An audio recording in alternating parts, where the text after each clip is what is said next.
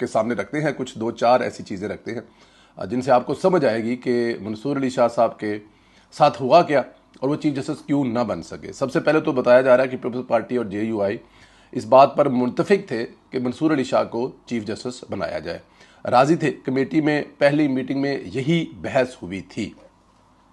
फिर अचानक PTI जो मंसूर अली शाह की बड़ी समिति कि वो मंसूर अली शाह को वोट देना चाहती थी, वो उन्होंने अचानक इस बात का कमेटी में आने का इनकार कर दिया, बाईकाट कर दिया। तो फिर PP ने भी फैसला बदल लिया कि अगर ये मंसूर अली शाह को बनवाने के लिए या मंसूर अली शाह को बनाना चाहते हैं, तो अगर हम भी बनाना चाहते हैं तो फिर ये कमेटी का बाईकाट क्यों कर रहे हैं।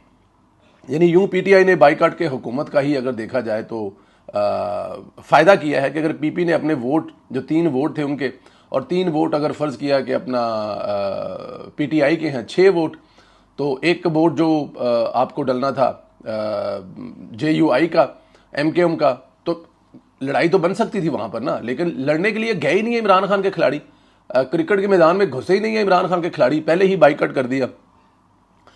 यूं महसूस होता है कि PTI ने मंसूर अली शाह से धोखा किया है, और मुझे तो लगता है कि ये बिल्कुल ऐसे नज़र भी आ रहा है कि मंसूर अली शाह से धोखा ही हुआ है, और तो कुछ नहीं इसको कह सकते कि मंसूर अली शाह साहब जो है उनके साथ धोखा हुआ है, और ठीक ठाक धोखा हुआ है।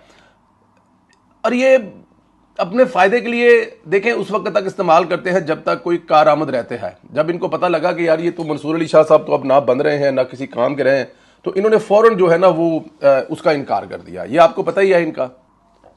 बिलावल भुट्टो जरदारी साहब ने भी एक इंटरव्यू में आज उन्होंने कहा कि उन्हें नहीं मालूम था कि मंसूर अली शाह साहब जो है वो चीफ जस्टिस नहीं बनेंगे। जस्टिस मंसूर अली शाह नहीं बनेंगे, मतलब कि बिलावल भुट्टो जरदारी जो है वो भी इस बात पे मुतफिक थे। जाहिर है पीपल्स पार्टी मुतफिक थी तो बिलावल भुट्टो जरदारी मुतफिक थे ही, तो ये बात हो रही थी ना कि वो चीफ जस्टिस जो हैं मंसूर अली शाह को बनाने जा रहे हैं। यानी बिलावल भुट्टो तक यही तवक्का कर रहे थे कि मंसूर अली शाह चीफ जस्टिस बनेंगे, लेकिन आखिरी वक्त में कप्तान के खिलाड़ियों ने खेल का बाईकाट करके पांसा पलट दिया। इधर एक और अहम तरीन इंकशाफ हुआ है। सहाफ़ी फ़ख्र दुरानी ने इंकशाफ किया है कि वो जस्टिस मंसूर अली शाह के चीफ जस्टिस बनने की वजह से 12 जुलाई का फैसला नहीं, बल्कि इस फैसले के बाद भी बेगम का एक मैसेज था। ये एक नया कट्टा खुल गया जनाब। हम लोग तो वो राफिया को रोते रहे हैं यहाँ पे।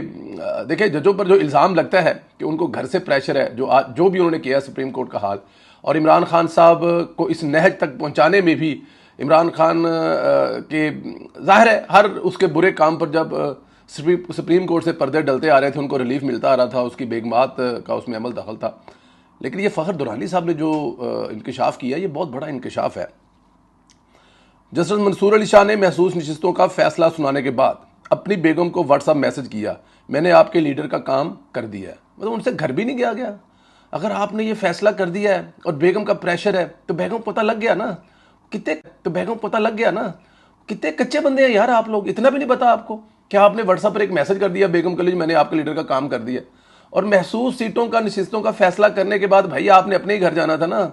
उस दिन तो घर में रोटी भी अच्छी मिलनी थी, खाना भी अच्छा मिलना था, दरवाजे पर वेलकम भी होना था, और हो सकता है बेगम साहबा गले में फूलों का हार भी डालती है जी। ये सब कुछ तो होना था उस दिन, तो फिर मैसेज भेजने की क्या मतलब कि जल्दी थी आपको। खैर, जैसे मंसूर अली शाह का व्हाट्सएप मैसेज और दीगर कई ऐसे मैसेज भी एजेंसियों के हाथ लगे हैं, जिससे साबित होता है कि वो गैर जानबदार जज नहीं रहे और चीफ जस्टिस बनने के बाद हुकूमत का तख्ता उल्ट देंगे। शाह साहब भी मुबीना तौर पर बेगम का शिकार हो गए। दीगर जिजों के बेगमात ने भी खराब किया, वैसे ही शाह साहब भी बह गए।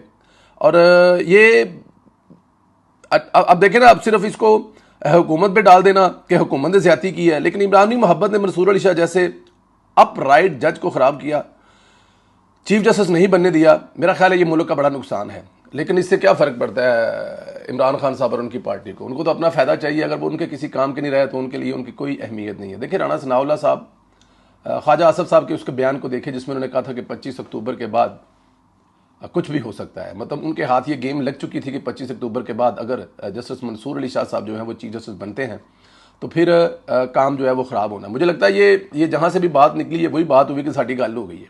अब जब इमरान खान साहब ने कहा ना कि साड़ी गल हो गई है, तो उसके बाद फिर ये बात एजेंसियों से होती हुई हुकूमत के हाथ लगी। जब उनको पता लगा कि इनकी बात हो गई हुई है, इन्हों की गल हो गई इमरान खान साहब ने, जस्टिस मंसूर अली शाह साहब ऑन बोर्ड ने, घरों ही प्रेशर है, तो फिर जस्टिस मंसूर अली शाह को बनने से रोकना चाहिए। और फिर उन्होंने रोका, फिर आपने देखा कि उन्होंने रोक भी लिया। मंसूर अली शाह साहब, हमें आपके साथ हमदर्दी भी है और अफसोस भी है कि आप आने वाले वक्त के एक पाकिस्तान को बेहतरी की तरफ ले जा सकते थे।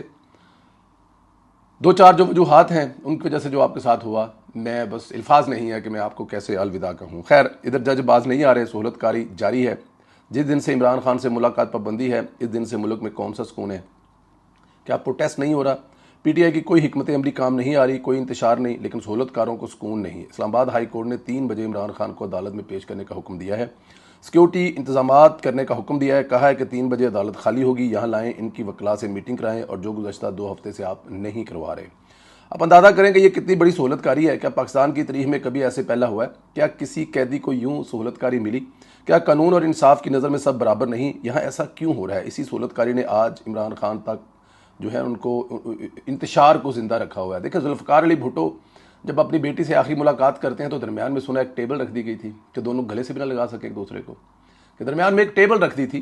क्या सहूलतकारी आज सारियाँ इमरान खान को देनी है? यार, अदालतों ने बाकायदा तौर पर जब जुल्फ़िकार अली भुट्टो का कत्ल कर दिया, मैं उसको अदालती कत्ल समझता हूँ, क्योंकि अब तो ये साबित भी हो गया है। जस्टिस फ़ायद ईसा ने ये बात जो है वो मेरे ख्याल में साबित भी कर दी है। उसके बाद क्या नवाज शरीफ को जब मुशर्रफ दौर में उठाया गया था तो किसी अदालत ने अंदर आकर कहा था कि एक ही जेल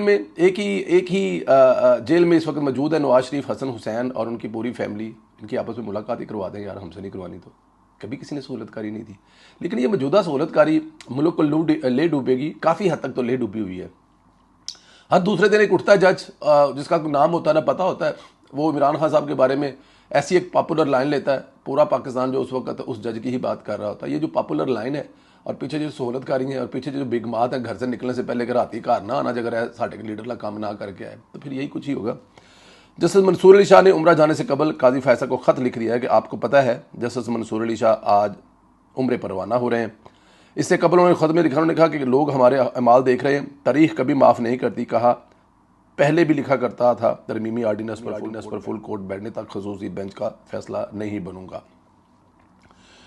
और जज साहब काजी साहब को कह रहे हैं कि तारीख हमें कभी माफ़ नहीं करती। शायद जज साहब ने अपना महसूस नशिस्तों वाला फैसला पढ़ लिया है। ठीक है, इसमें कोई तो बड़ी बात ही नहीं है। मंसूर अली शाह साहब जो फरमा रहे हैं वो ठीक फरमा रहे हैं कि तारीख हमें माफ़ नहीं करती। तारीख ने माफ़ नहीं किया तो 40-45 साल बाद भुट्टो को आप लोगों को इंसाफ देना पड़ा ना।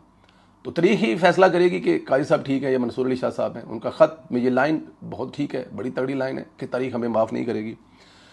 आखिर में बताऊं कि इमरान खान के अमरीकी सहूलतकार भी सरगर्म हो गए हैं। अमेरिका की कांग्रेस के 60 से ज़्यादा अरकान ने सदर बाइडन को ख़त लिखा है, मुतालबा किया है कि इमरान खान को रहा किया जाए। ख़त में इमरान खान पाकिस्तान में दीगर सियासी कैदियों की रहाई का मुतालबा अमरीकी अवानी नुमाइंदगान के रुकन ग्रेग कसार की जानब से लिखे गए ख़त पर दर्जनों जो कांग्रेसमैन हैं उनके दस्तखत हैं।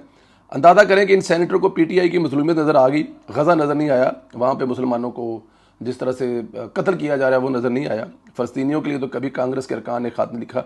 आपको ये बात माननी पड़ेगी कि इमरान खान साहब के सहूलतकार कौन हैं। इससे आप लाख इख्तलाफ करें, लेकिन अंदाज़ा है और आपको पता है। देखें, इस मुल्क में नवाज शरीफ के लिए या इस मुल्क में दूसरे किसी लीडर के लिए, भुट्टो साहब के लिए, बेनज़ीर साहिबा के लिए, आपके जो मुसलमान मुल्क हैं उनका सरगर्म होना नज़र आता है, या उसको हम समझते हैं कि वो ठीक है, चलो हमारे इस्लामी बरादर मुल्क हैं, हमारे अच्छे तलकात हैं।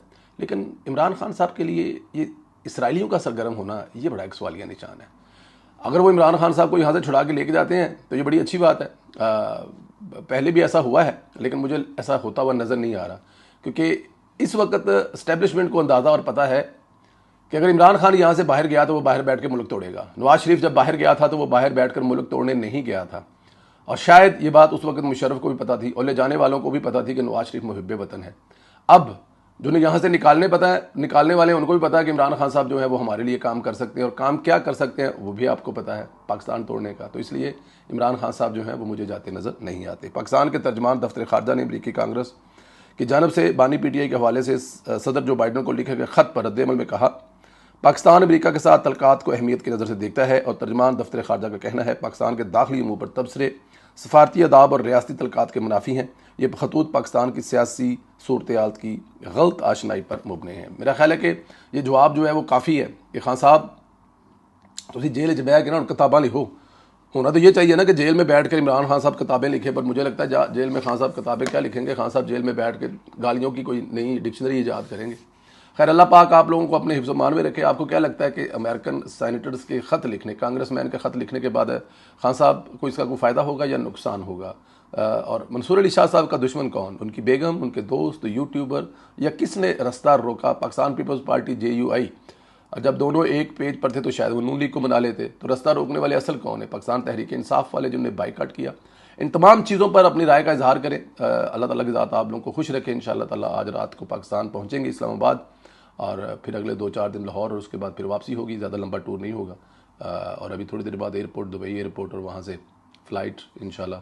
आपसे मिलकर हमेशा खुशी होती है, आपसे मिलकर हमेशा अच्छा लगता है। तो जिन जिन दोस्तों से मुलाकात होगी वो मेरे लिए हमेशा यादगार मुलाकातें होती हैं। एक छोटा सा फैमिली ट्रिप है उसमें, लेकिन कोशिश करेंगे कि जो हम करते हैं उससे तो हम रह नहीं सकते आपको पता ही है, वो तो हमारे खून में रचा बसा हुआ है। बट एनी हाउ, चैनल को सब्सक्राइब करें, बेल आइकन को प्रेस करें, और ज़्यादा से ज़्यादा व्हाट्सएप ग्रुपों में शेयर करें। अपना ख्याल रखें। खुदा हाफिज़।